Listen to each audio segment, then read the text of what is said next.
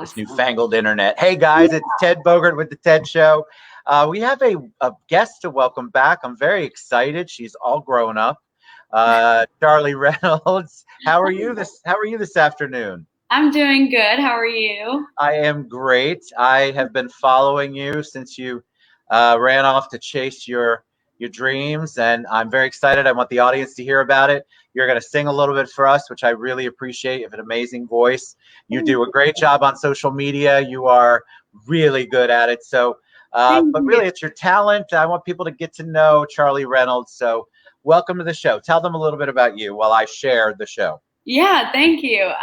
Well, as you said, my name is Charly Reynolds. I'm 20 years old and I live in Nashville, Tennessee now, originally from Orlando.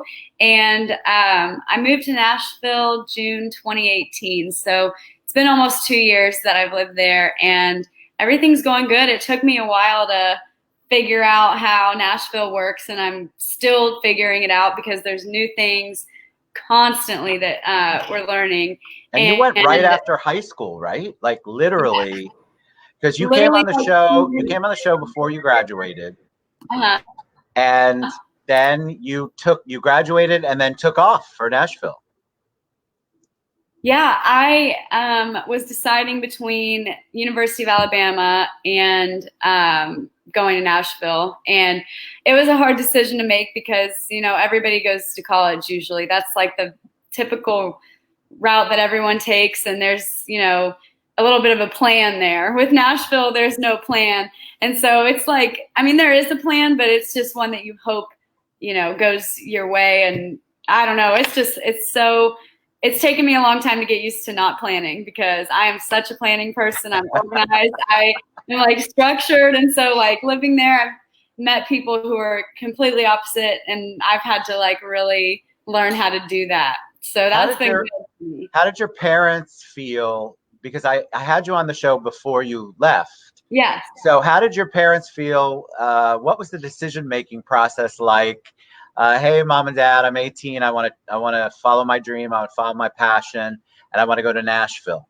Was that an easy discussion, or were there lots and lots of multiple discussions involved? It honestly was an easy discussion. They just wanted me to do what I want to do, and they're very supportive of that.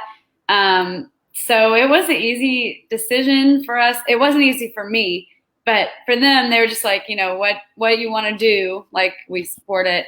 And so it was definitely, I kind of waited till like March to decide because I had no idea I had gotten into all the colleges that I wanted to go to somehow because I'm not a good test taker at all. I mean, I was an A and B student, but I didn't take all these AP classes and do all that stuff. And I had horrible test scores. So I didn't think I'd get in. So it was a really easy decision, like at first, because I was like, well, I'm probably not going to get in anyway. So I'm just going to do the Nashville thing. And then when I got all these acceptance letters from like Ole Miss and Alabama, Stetson, and I was like, shoot, this is like, making my decision a little harder now. Sure. But, I think I made the right decision and I'm thinking about maybe going, just to do some community college and for interior design. That is something. Now, don't mark my words for that because I just came up with that a week ago, but I love interior design as well. So I was thinking maybe I could do that when also Why doing not? the music thing. Yeah. To talk about Nashville, Mm-hmm. you obviously you have a dream, you have a passion. You're also a songwriter, which we'll talk about. But that there's a lot of those. So you're probably thinking, all right, how am I going to differentiate myself? What am I going to do? You obviously have the talent, you have the marketing ability, you have the personality, but you get there. What is it like? It was scary at first. I'm not going to lie because when I first moved there, I was living with my brother because he moved up there and I was living with him in Spring Hill, which is like 45 minutes away from Nashville. And so I didn't know how to do anything, how to meet people at all. I was 18, so I still even can't go anywhere really to meet people, go out to some places and meet people, some shows. You had to be 21 to go. So I couldn't really network. And so that was for 6 months, I focused on social media, like literally trying to learn everything about it, because I was like, this is the only thing that I know how to do right now, and I don't know how to meet people. So I ended up starting like reaching out to people through Instagram and just, saying, hey, would you like to co-write? And so then that's how I've met like all my friends, which has actually been great. I've met like all my closest friends just through reaching out to them on Instagram. And without Instagram, how would you even know how would you, like, to me, that's fascinating. So you didn't know these people, but you went ahead and you researched them. I think a lot of people don't understand how social media works. You did it the right way. You researched them, and then you began to reach out to them. Yeah. Having done the research on, this is a person I like, or this is a person's music, in your case, I like. I'd like to see if we can collaborate. That's very forward. I mean, that's the way to do it. Yeah. I mean, that's the only way I knew how to do it, and without just going downtown, walking the street and be like, hey, what's your name? Like, that's just so awkward. I was like, this is so weird. And so, that's helped me a lot through it. So it's been good. So where do you get your inspiration for your songs? Because you're a songwriter. So a lot of artists, I don't think general population understands that a lot of performers are not songwriters. Mm-hmm. And I think that, you think XYZ, I won't mention any names, they're a phenomenal singer, phenomenal performer, but that usually have a team behind them that's writing songs, or there's other people writing songs. You actually write your own song, or you write part of your songs. That's amazing. Write them. Yeah, so I write a lot. I try to write, I plan for 3 times a week, and some way or other it ends up being 1 or 2, because everybody ends up having something happen, or like something comes up. It just always happens. So I try to plan for more than, what I actually know is going to happen. And sometimes they do all come out, they do all work out. But I started co-writing when I was working with Tavi Basarich, who like helped me with my first album and singles, and then my second EP, which is when I was on the show last time. And I was just an artist at that point, singer part of it. And he was teaching me how to songwrite. That's how I started learning. And now I still say that I am primarily the artist in the songwriting room, but sometimes I surprise myself and I'm like, dang, I came up with that melody and I came up with the chorus of it. Like, I came up with that. And so I think the more and more I do it, and I've really seen like how much practice doesn't make perfect, but practice has really helped me, with the songwriting. And even my friend, one of my closest friends, has told me, she's also a great songwriter. She's like, I've noticed, like, since the first time we wrote, like, I've noticed you've gotten a lot better, like in the year that we've been writing together. Which made me feel good, because I don't know, when you throw an idea out there in a writing room with, great songwriters or who's better than you, you're like, I don't really know if I want to say this idea, because y'all might think it's stupid, but if you do, then just say it's dumb. I don't even care. That's the process, though. That's where do you get your part of the inspiration from?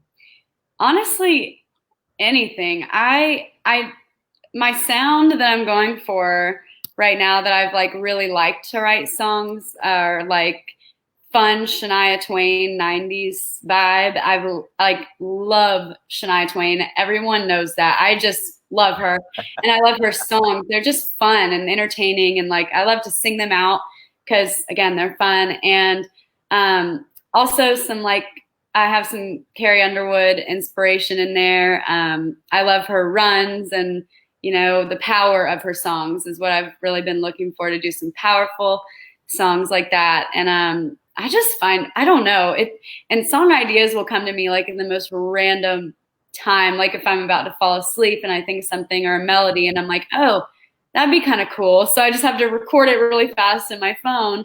And if I don't do that, then it's gone forever, which has happened like twice. And I get so mad. I'm like, why didn't I just pick up my phone and just say it really fast what I was thinking? So now I really try every time I have an idea to just pick up the phone and talk about what the idea is for a second. So when I go into a writing room, I can have an idea. I love the creative process. So that's why I asked you about that. I think it's different for everybody, no matter what kind of creative process you're in. It could be business in the boardroom or Yeah, songwriting room.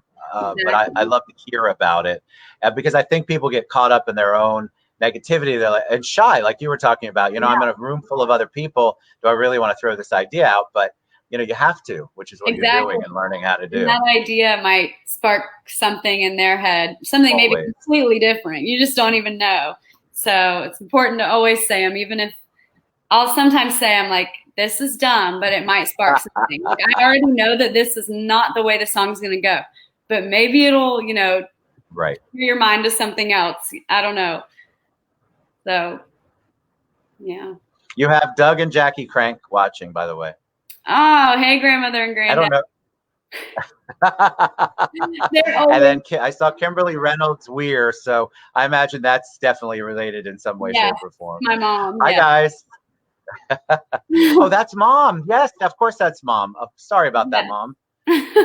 All right, so talk about the actual when you're in. What's the progress? Do you feel like you've made progress? You've recorded an album and an EP? Are you planning to put more music out? What are you working on now?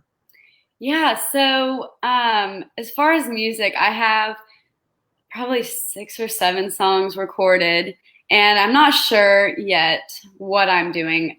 Earlier in I guess in August, around there, I was really wanting to do another album, and now I've changed my mind, and I want to do a couple singles and a couple music videos rather than just a big album. Because I find that even when I listen to an album, this is why I'm not doing it, because I know that I do this.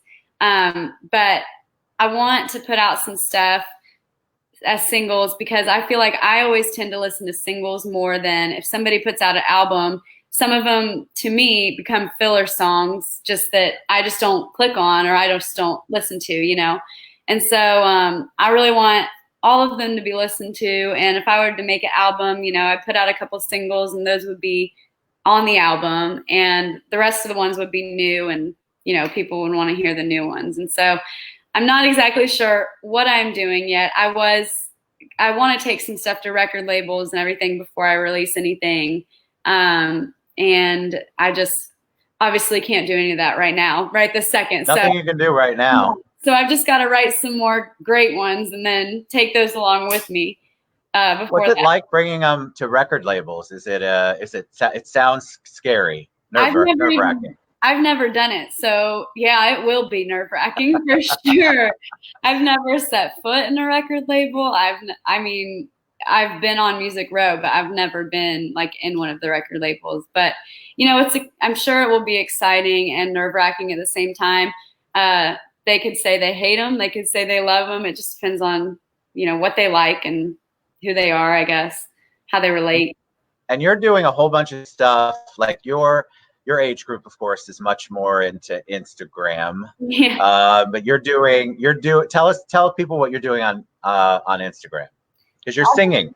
Yeah, I've just been doing some Instagram lives and taking some requests from everybody. I'm doing it on Facebook tonight too at 7 p.m. I'm trying to do two a week on each one once a week, and just take requests. And I think it's what I'd be doing at a show, and I miss it so much, as we all miss everything that we all have going on. So it's just so weird not being on stage and connecting with people and engaging and making relationships with people that are there. And so I've just started going on Instagram and trying to do it there. And what's that like? What's the Instagram? I ventured to Instagram Live a little bit. It's a completely different feel. The platform is. So what's that like? Do you get a lot of people that send requests? I think you have a request. You ask for requests sometimes. Yeah. What's the interaction like on there? Honestly, it depends on the day. It depends on who's on there. Sometimes I get a lot of requests. I get a lot more requests on Facebook, which is nice. Because I want y'all to send me what you want to hear because I probably don't have anything planned. which is weird for me, but I'll just do whatever I know off the top of my hand if nobody's requesting. But it's different too. You can add people on there to do like join you and kind of talk with you for a minute. I know I did a live with my friends Diamond Dixie probably 2 or 3 weeks ago now. So I did a song and then they did a song. And it alerts like both of our followers on our pages that we're live together. So that's really cool. That's cool. Yeah. So it can share our followers and they can look into both of us. And so that's really nice. But as far as requests go, everyone on Facebook really loves to request a lot more, I think. So it's more fun, I got to say, on Facebook. Now, do you just leave it open when you request? Like, I mean, I would be like, what if I don't know that song? Oh, if I don't know it, I probably won't do it. But I'll just say, if I don't know it, I'll try. If I know the chorus, I'll just do the chorus. That's normally what happens.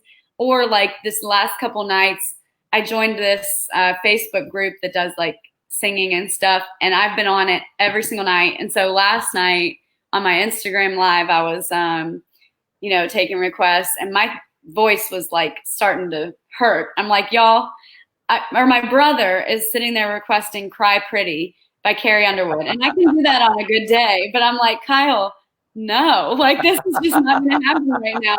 You've heard me sing it thousands of times and my throat is hurting. Like it's not going to happen. But, because he's my brother, I can say it like that. But, I just try to do whatever anybody wants to hear because they're bored. They just want to hear their favorite songs and, I don't know. And it's fun. Good for you. It's good for interaction. And plus it gives you your, a little bit at least of your taste of connecting with the audience and having that, them on stage. It's that's sort of like the show every day. I don't get to see people, but I get to see people. Exactly. I get to see you. It's not the same as being next to you or in the same room as you or talking to you or a meeting, or listening to you when you're performing on stage, but it's about as close as you're going to get, at least in the short term, for sure. Exactly. All right. So before I ask you to sing a song or two, or before you perform for us, what are you doing personally to stay grounded, to stay focused, to stay positive? Because it can be this whole stuff where you're all locked up. We've been locked up for however many days, a month or more, you for a while. So what are you doing positive? What keeps you straight in the head? Well, at first, I'm not going to lie, I was pretty frustrated and upset because I had just started booking all these shows in Nashville at my favorite place, the Wild Horse Saloon. I had like 4 shows set up and a full band show there that I was so excited for. Wow. And so like when it got canceled, which I knew it was going to, but I was just waiting for the phone call to come because I knew it was going to come. I was really upset because I was like, this just isn't fair. Like, why is this happening to all of us? Like we're all becoming so restricted from what we normally do.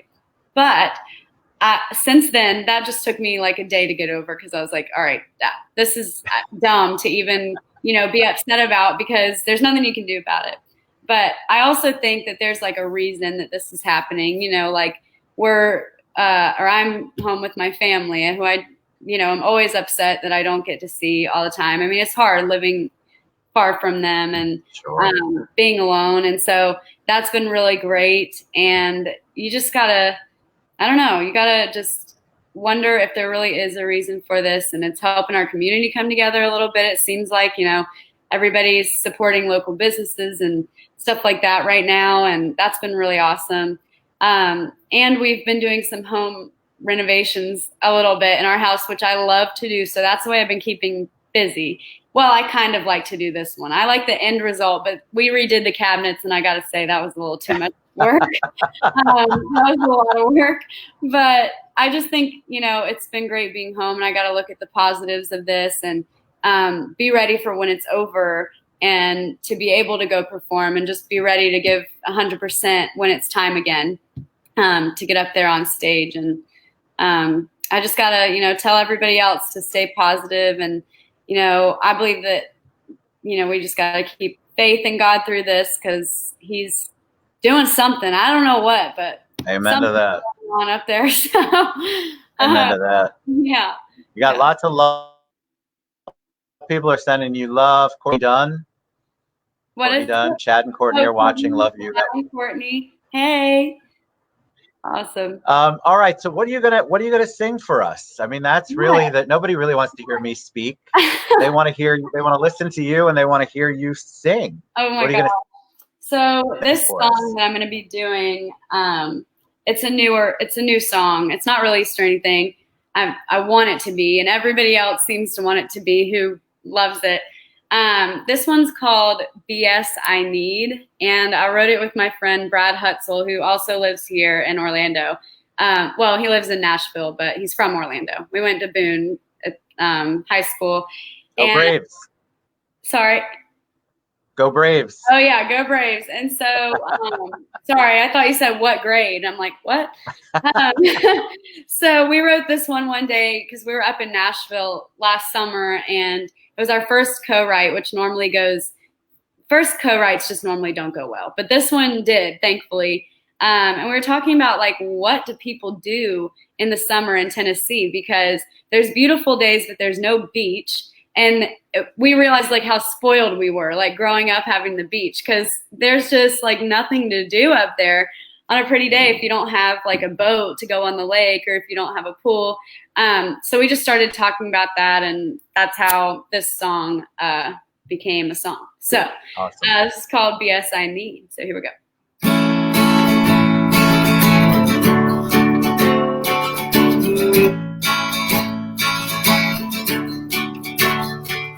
It's raining, the top's down, I'm praying right now, 'cause God only knows that this ain't nothing new. Well, it stopped raining, now it's hot out, I can tell you right now, without a doubt, you can add to the list, 'cause this ain't stopping soon. Can't pay rent, lights turned off, ex-boyfriend said we need to talk, well boy, I ain't got nothing to say to you. I got enough BS that I've been going through.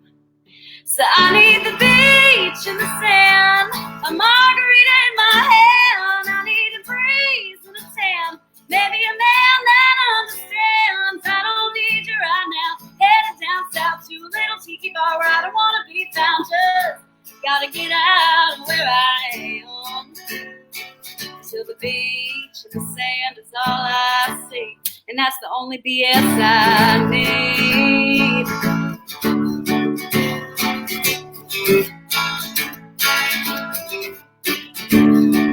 It's Monday, I'm working, but one day I'm certain this laying like 5 o'clock desk job's gonna stop, and I'll be on my way to the beach and the sand, a margarita in my hand. I need a breeze and a tan, maybe a man that understands. I don't need you right now, headed down south to a little tiki bar where I don't want to be found. Just gotta get out of where I am.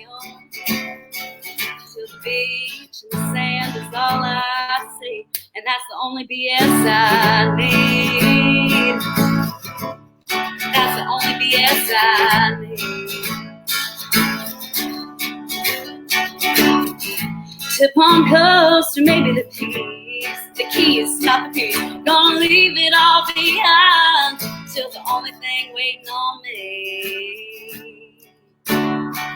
is the beach and the sand, a margarita in my head. I need a breeze and a tan, maybe a man that understands. I need the beach and the sand, a margarita in my hand. I need a breeze and a tan, maybe a man that understands. I don't need you right now, headed down south to a little tiki bar where I don't want to be found. Just gotta get out of where I am. Till the beach and the sand is all I see, and that's the only BS I need. That's the only BS I need. All right, that was. Woo! Oh my God, that was so good. I had to take myself off because I watched me moving my head, and I'm like, no, they want to see her.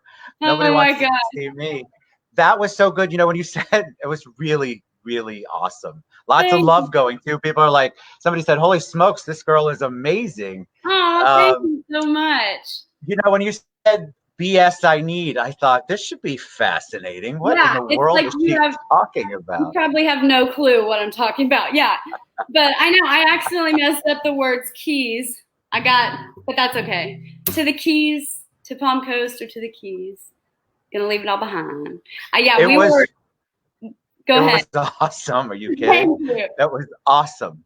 Thank you so much. It's a fun one. Mimi and Pop are watching. Hey, Mimi and Pop. Sorry, I can't see it. I would say hi to all of you, but I can't see the comments. I'm sorry. She says hi and says lots of love. Yes. So where did that song come from? I know you said you wrote it with someone. What was the thought process again? You were just Nashville and it's too hot and you wanted the beach. Yeah, we were talking about, we're both from Florida, so it sucks that we don't have a beach in Nashville.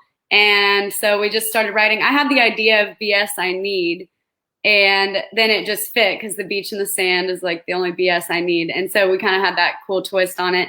And we just started writing about kind of a crappy day. I think I had a bad morning or something. When you just wake up and like everything goes wrong, like that you could possibly be doing that. I feel like it was either that day we wrote it or the day before that I had a day like that. And so that's where the verses came from. We were just writing about, somebody's horrible day, like it's raining and your top is down like in the car and, whatever. And then it stops raining, but you have more things to complain about. And like all you need is just the beach.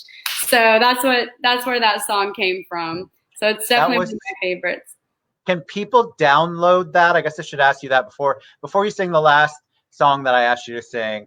Can people download? How do people get to your music? What's the best way, Charly? So that one is not available for download yet. It will be hopefully sometime soon. So, but all my music, the rest of it that is available for download, is on my iTunes. It's everywhere. Spotify, just under Charly Reynolds. And also some of it is on YouTube as well. So you can find it all there, or, I'll give y'all the freeway on my website, charlyreynolds.com. It's all there. You can listen for free. I never tell you. You're a joy. I mean, you're so talented.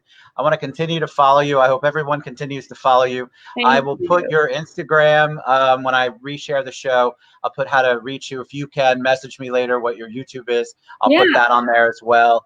I want people to reach out to you and find you and listen to you. Yeah, you're a talent. You've got a great heart. I knew it that first day that our buddy Bill Moore brought you to I think it was Bill brought you guys in. That was so awesome. So kudos to him. But thank you so much for taking time to be on the show. And I have a friend that has a birthday today. Her name is Kat. And you were kind enough to say that you would sing happy birthday to Kat. So I don't know if she's going to be able to watch or listen, but she'll certainly listen later. Okay. Well, Kat, I'm not gonna lie. I never sing "Happy Birthday" to anybody because I think it's the hardest song to sing. I'm not even gonna lie. But so know that you're special. So here we go. Happy birthday to you. Happy birthday to you. Happy birthday, dear Kat. Happy birthday to you. Woo! All right, there you go. That was amazing. Thank you so much, Charly, for being on the show. Thanks for taking time out. You guys follow her, find her on social media, follow the tags that I gave. Look at the website that's below. Get her on iTunes and Spotify. Thank you so much. You were amazing. Thanks for having me. It's good to see you. Absolutely. Say hi to your parents and everybody. You guys have a great afternoon. Stay safe. We'll talk to you soon. Bye. Thanks so much, Charly. Thank you.